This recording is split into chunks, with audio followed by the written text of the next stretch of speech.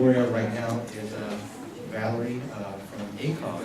We'll be speaking in her place, and then we'll definitely do some rearrangements so we get all the speakers today, and to make sure that we don't cut anybody's time short. So.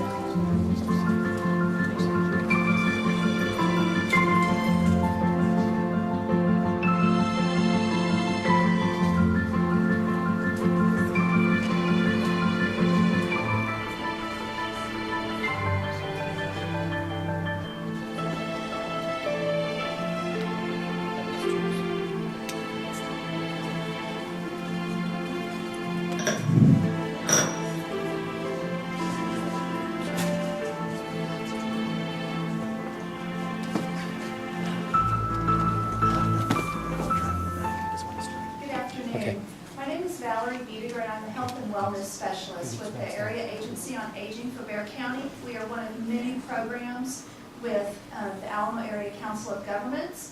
So this afternoon I'd like to give you a brief overview of AACOG as well as Bexar Aging, and then specifically what I do with seniors in health and wellness programs.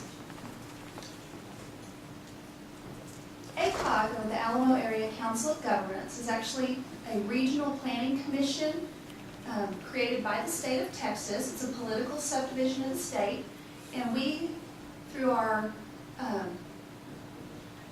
council, we can plan, assist local governments, and deliver public services, but we cannot pass statutory laws or collect taxes or regulate things. We facilitate what that county governments can do. We work to enhance the quality of life of all residents in the Alamo region. As you can see from this picture, we currently cover 12 counties. That is our Alamo region. We work with the elected and appointed officials within those counties, their funders, community partners, and the beneficiaries, some of which our agency has those partners and beneficiaries, and some of theirs. Some of you may work for some of those entities that work with elected and appointed officials to provide services within the different areas. So that's what we do.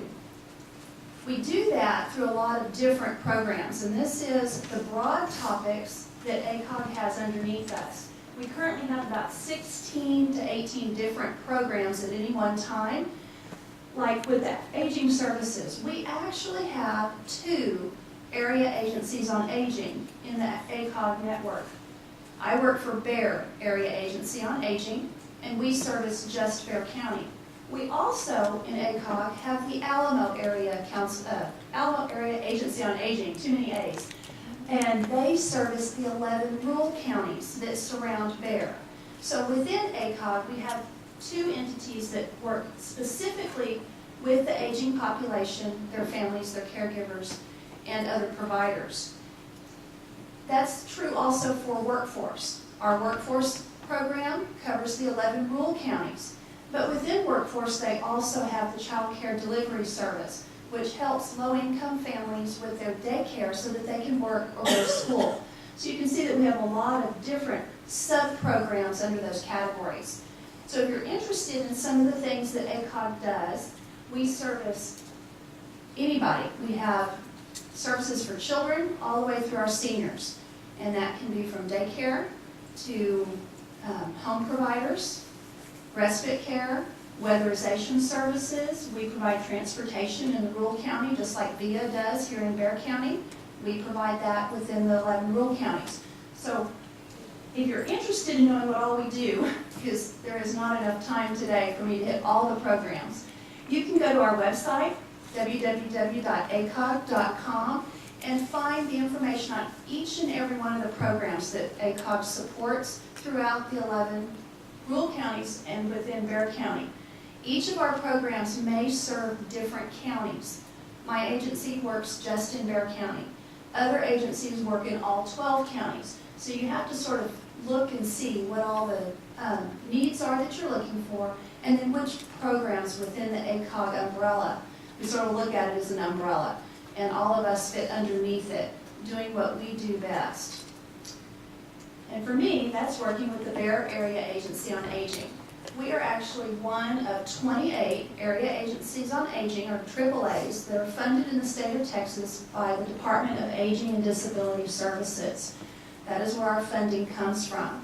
And within the AAAs, we provide an awful lot of services. And again, these are broad categories. Each one of these categories may have additional services available to seniors or their caregivers or family members. We can provide services to a senior or a loved one through a caregiver, a neighbor, or another type of referral. So we've got a couple of different avenues that we can provide services to seniors. Transportation, we can help with some of those immediate needs to get someone to and from their doctor's appointments. It varies with the individual and funds available and that type of thing, but we will do the screening to see if this individual is eligible for those services. We provide and support the majority of the meals that are delivered here in San Antonio through our senior centers, our community partners, and Christian Senior Services with our home delivered meals program. Our agency is the one that contracts and supports the majority of those healthy meals that our seniors get throughout the week. We can help with personal assistance and homemaker services. If a senior has fallen and they're released from the hospital and they need some assistance with cleaning their home for a brief period of time, our agency may be able to help do that. We are temporary services while someone is trying to get long-term services through DADS. So none of our services are going to last 5-6 years. 12 weeks is usually the maximum for the majority of our services. Information and referral. I'll give you a website and a phone number where you can get a hold of the 211 for seniors and disabled individuals here in Bexar County. We are the entity that supports that particular information and referral system. Our benefits counseling will be coming up on open enrollment for Medicare this fall. It'll start in October and run through December. And our benefits counselors are certified in Medicare in the changes that are coming down, and they can help family members and seniors sort through the muck and the mire that is Medicare, and they can help them identify the plans that best fit their needs. Our staff and our certified benefits counselors are not selling products. We do not work for insurance agencies. We just provide the information that an individual needs to make an informed decision about their benefits and the best plans to fit their needs. So we are not with a specific insurance company. We do ombudsman visitation. We have a whole crew of volunteers that work in our nursing homes to ensure that the rights of our nursing home residents are seen and brought to the attention of family members and the administration. And they're there to help ensure the quality of the lives of our residents in our long-term care facilities. We can do respite care for families, and this is very important that we do because our caregivers are, well, if they don't take care of themselves, they can't take care of our loved ones. So we ensure that there is respite care for them. If they need it, we help arrange that. We can help pay for that in a lot of instances. Adult daycare, again, as a caregiver, that is one of the hardest things to do. If you have a parent or a loved one who needs adult daycare for different reasons, we can help with that. We can help identify those facilities and help individuals find the best place for their loved one. Caregiver services, this is a growing area that we have to help with caregiver stress and caregiver needs, because again, if our caregivers are stressed out, they are not able to give the best quality of care to their loved one, and that adds stress to their life. So we want to help them take care of themselves. And then my programs, the health and wellness programs. I get to do the prevention and intervention, so hopefully we can keep our seniors from needing a lot of these services early on. We can postpone a lot of that. I mentioned the information and referral. This is our Alamo Service Connection. This is the 211 for seniors and disabled individuals. It's called the Aging and Disability Resource Center. And our Alamo Service Connection currently serves all 12 counties. And in fact, if you call 211 and ask about senior programs, they're going to refer you to the Alamo Service Connection. So there's a database online at askasc.org where you don't even have to talk to a person. You can go online and you can search whatever topics you're in need of. If you need to speak with someone, you can call our Alamo Service Connection number, the 477-3275, and speak with one of our staff who can provide you with information, referral. They'll do the screening for their aging services. They are the gateway to the services our agency provides, and then they also do the referrals to other agencies. Regardless of what that need is, they will find a resource that can hopefully help you or your patients or your loved ones. For me, I get the fun. Everybody in our office thinks I do a lot of fun things. I do the health and wellness programs. And my job is to help assist individuals in maintaining the quality of their life, their independence, and their mobility. This is what we want for our seniors, to stay as active and as healthy as possible within their own means, and to stay in their homes for as long as possible as well. We know that, the falling is one of the biggest things that we've run across. In fact, I have been working with STRAC, the South Texas Regional Advisory Council, on some injury prevention and falls prevention information for the region they serve, because trauma coordinators are reporting that falls are the #1 thing they see in their trauma centers. And we know that the cost of falling is growing.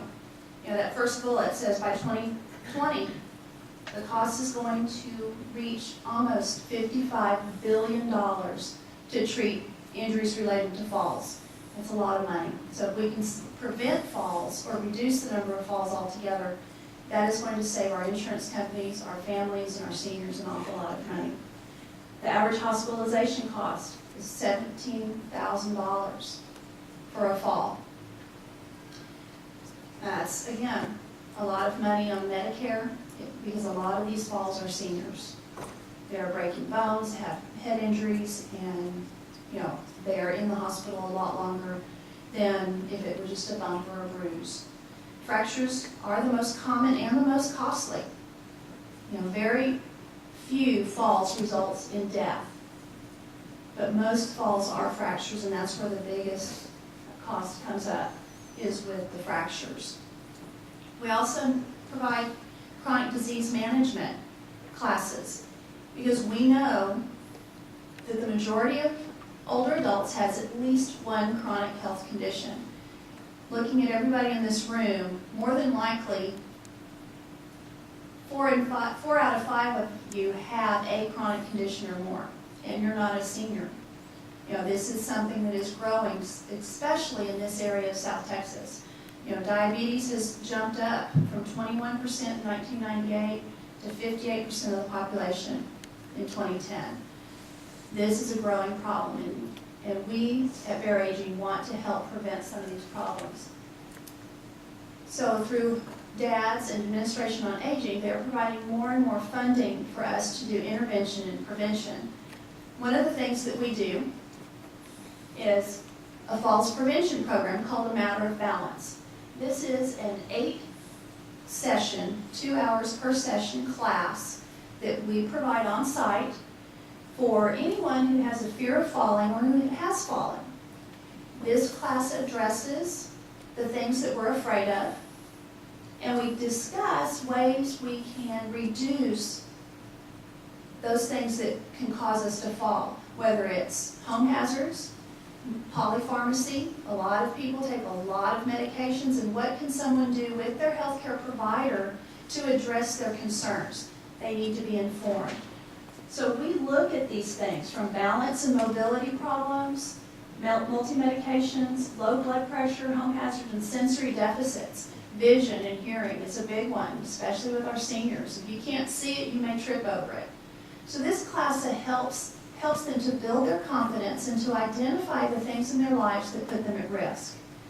Another component of the Matter of Balance class is stretching and exercise. We say exercise, but really it's just those flexibility, bend those joints, get those joints loose so that if they fall, they're not as stiff. And we all know that when those big oak trees, when the wind blows, they break off. They may be strong, but in a strong wind, they're going to break in half. The willow trees may not be as strong, but they sure are flexible. And so when the wind blows, we want our seniors to be flexible, but as strong as an oak. So we want them to be flexible. We don't want them to be stiff. So that if they do fall, they are less likely to be injured severely, and they'll recover faster. They'll be stronger and happier too, so the socialization part fits into that as well. We also offer 2 more evidence-based programs.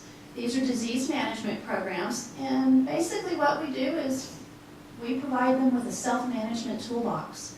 We help the individuals in these classes figure out and learn the things they can do on a daily basis to address their stress, their communication problems with their families, their physicians, whomever they may be interacting with. And we work together to have discussions on these things. We know from the research, and these are evidence-based programs out of Stanford University that we use. People with chronic health conditions have a lot of the same problems. A lot of them have fatigue and stress. They have diet and physical activity issues. So it doesn't matter if you have arthritis or heart disease. If you're tired and I'm tired, what can we do about being tired? Because we can't change the illness or the disease that we have, but we can address the symptoms that we have and try to break that symptom cycle so that the fatigue doesn't lead to poor eating, which leads to poor exercise, which makes us spiral down. And we want to build them up. So these classes help give them the tools they need, and we call it their self-management toolbox. And they just learn the things that we've always known. Set a plan, small manageable steps, eat more fruits and vegetables, drink more water, exercise a little bit more. And it changes the way they feel about their illness. And instead of becoming a victim of their illness, they become empowered to take control of their own lives, which helps our physicians. When the doctor says, go and lose 10 pounds, but doesn't tell them how, this class gives them a roadmap to succeed and lose those 10 pounds. So they can go back to their physician and say, okay, I lost 10 pounds, now where's my A1C? Did it come down? I'm walking more, I'm doing more, I'm feeling better. And that's what these classes help people do. Now, one of the things that I enjoy, I got ahead of myself.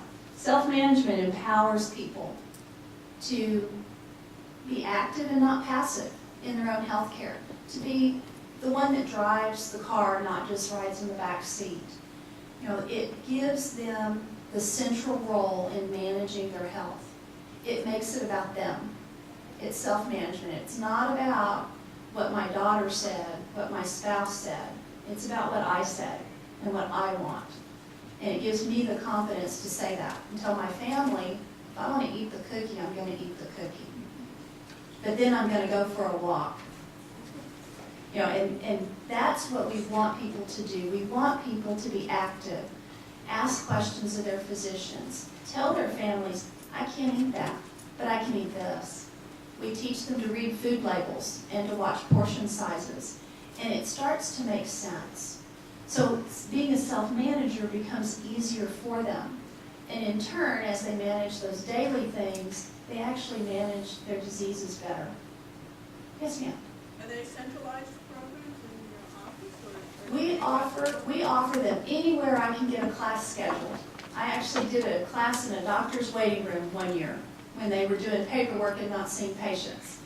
We do them anywhere we can find a place. Churches, Parks and Rec, San Antonio Housing Authority, we do them in their community rooms. We could do one here in this auditorium. So anywhere we can find a place that meets the criteria, which is basically a confidential location. We're not going to do it in a cafeteria setting because other people are around. And it needs to be a safe environment for people to share. But we can offer them anywhere. Some of the fun things I get to do in my job are the events and special functions that come up. One of them will be coming up September 22nd, and that's Falls Prevention Awareness Day. That is also the first day of fall, which helps us remember every year. September 22nd is Falls Prevention Awareness Day. And the picture on the slide is actually what we did this last year for Falls Prevention Awareness. We printed over 12,000 placemats, English and Spanish, of how to stay safe at home. And we distributed those primarily to recipients of Meals on Wheels, because they're the ones not going to the community centers, the senior centers. Most of them don't get to church on Sunday. They're the ones that we really wanted to reach and how they can be safe at home. And then to contact, at the very bottom of that has our Alamo Service Connection information. But these are big placemats, and we'll be printing some more up this year for Falls Prevention Awareness Day as well.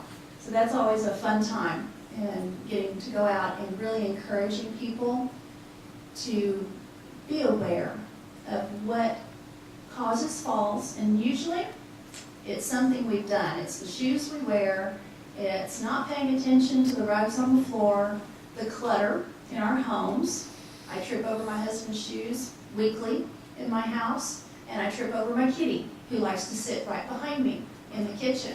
So falling, and I'm not a senior yet, I'm getting there, but it's the things around us that we aren't paying attention to that leads to falls. So throughout September, we encourage and we work with agencies and organizations to really promote falls prevention. Grab bars in the homes, modifications they can do within their homes to help keep themselves and others safe. Another thing we do, this is a new initiative that we are just launching through Department of Aging and Disability Services called Age Well, Live Well. And this is actually a community collaborative to help encourage health and wellness, volunteerism, and resource and information sharing. This is not about fair aging telling other people what to do. This is about enhancing what someone else is doing and working together to benefit all of us. And that may be one of the universities that needs some research guinea pigs, because they're going to do a study on falls. So they can contact people like the area agency or the City of San Antonio senior centers and partner to get what they need for their research project, and it benefits both. It could be worksite wellness programs that encourage employees to take better care of themselves. Maybe it's to take one of those Stanford diabetes or chronic disease self-management programs. And as their health improves, the insurance premiums go down sometimes. So this initiative is not just for seniors. It is a community collaborative. What are you doing? What are we doing? And how can we work together to enhance all of our programs? Not to come in and say, you need to do what we want you to do. As far as information and resource sharing, we have an amazing site already here in San Antonio, fitcitysa.com, that the Mayor's Fitness Council resurrected from many years ago. If you're interested in walking, they have a whole section on walking groups. They work with Parks and Rec on their Fitness in the Park to put all of those classes that are available free of charge in various parks around town, where you can go do Tai Chi in the park for an hour, or Zumba for an hour, or a high-impact boot camp for an hour. That is all on that website, and this initiative will help move that further along and really open those things up for other people to find and see and know where those resources are, as well as volunteering. If you have a desire to volunteer, that's part of this initiative as well, is to help identify those places where people can serve their community in whatever capacity they are comfortable in, whether it's with kids through Boy Scouts or Girl Scouts, or through seniors being an ombudsman, through my programs, being a volunteer leader. Whatever the need may be, we want through this initiative to help identify those things that can help people do the things that they want to do to age well and live well. Again, I've already said some of this. We're focusing on physical health of Texans in our state. This initiative is actually being launched in 5 areas of Texas. Yes, ma'am? Your AACOG County on there, are you considering, or is AACOG considering doing it on the Alamo area side as well? Eventually, yes. Currently, the seed money we receive from DADS is specifically for Bexar County. However, we are looking at that corridor between New Braunfels, Seguin, Austin, all the way up to Dallas, Fort Worth, and having that focus, but it will eventually spill out into the Alamo region, because this is going to be a statewide initiative. It's just being launched in 5 areas this year. One of my favorite events that I get to work with is called Games for Life. If you're familiar with the senior games, those are Olympic-style events for our able-bodied seniors that run marathons, they swim, they play golf, they play basketball, they play We Fit. Games for Life is for long-term care residents. This year we had our 3rd annual Games for Life at Blossom, and we had 117 nursing home residents from 7 facilities that competed. And you can see from the pictures, they take it seriously. that if you've never witnessed a wheelchair race with 90-year-old people, it is inspiring. They have a lot of fun. They do wheelchair races, walker races, unassisted 50-yard dash, disc and shot put, which is actually a frisbee, and a taped-up wiffle ball for distance by age category and gender. We play volleyball with a modified ball. It's chair volleyball, so those in wheelchairs can participate. We also, for those whose bodies are no longer able, but their mind is, we do spelling and dominoes. And believe me, you don't want to get in the middle of the domino game. It's cutthroat. They have a spirit contest. It is one of the most amazing things I've ever been involved with. And we actually started ours 3 years ago, but in Austin, they just had their 30th year, and they had 500 residents at the Student Rec Center at UT Austin competing. They also do arts and crafts, by the way. So this is a really fun way to age well and live well. And this is my pet project. I tell my boss, I don't care what you want me to do, I'm not giving this up. And I take my time to do it. I love it. I have co-chaired for 2 years, and we'll do the same this year. But if you ever remember going to the games your kids or your grandkids may have been in, or you competed in elementary school, you know, your field day, this is the same excitement. Only you've got great-grandmas and grandpas, and you've got all their family. Their great-grandkids are sitting on their laps, cheering them on with their pom-poms. They have mascots that get dressed up. I mean, this is a deal. We have one facility that has participated for 3 years. 3 years ago, they started with 7. This year, they had almost 30 residents compete. We have seen some of these residents increase their mobility and the quality of their life. They're happy. They want to do things. A nursing home or a long-term care facility should not be where you go to die. It should be where you go because you need additional help with your life, not there to die. So this is my favorite. And if you're interested in getting involved, please let me know. Some of our partners here in San Antonio, these are our bigger partners. We have a lot of smaller partners as well. Nick's Health Foundation is one of our newest partners. We're helping them provide these programs on-site for their patients. We do on-site classes with partnership with the City of San Antonio, Parks and Rec, Metro Health, and then the Housing Authority. We have moved into their 33 senior and disabled housing complexes and targeted them, and we will be expanding to their family units as well to provide these classes, because they are empowering and can help the residents and the individuals that are involved in these programs to be more independent, more confident, and more self-sufficient. And for us, you know, they're going to be seniors someday if they're not already. And if we can head off some of the problems and keep them out of our hospitals and our long-term care facilities for as long as possible, we all benefit from that. If you have any questions, I'll be happy to take those. Yes, ma'am.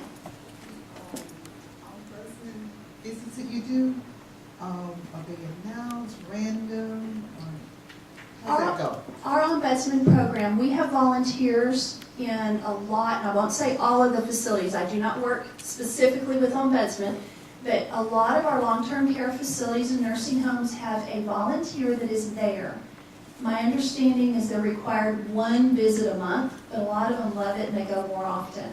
Because they get to know the residents, they get to know the staff, and they're there just to ensure that the minimum standards are being met. If they see a problem, they report back to our staff, who take it from there. If there is a problem in the facility, if a family member feels that their loved one is not receiving the care they need, they can talk to the ombudsman. They're at the facility, make arrangements to do that, and they connect with our agency staff on that. Any other questions? Okay, thank you very much.